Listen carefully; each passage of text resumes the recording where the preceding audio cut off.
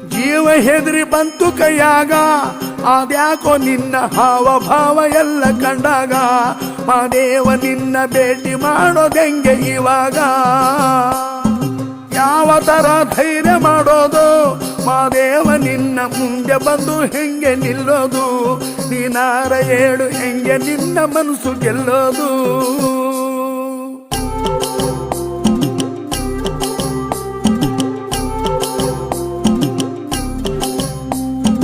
ನೋಡಿದೊಡೆ ನಡುಕ ಶುರುವಾಯ್ತು, ಮಾದೇವ ನಿನ್ನ ವರ್ಷ ಕಂಡು ಗಾಬರಿ ಆಗೋಯ್ತು, ಆದ್ರೂ ನಿನ್ನ ಪಾದಗತಿ ಎಂದು ಬಂದಾಯ್ತು.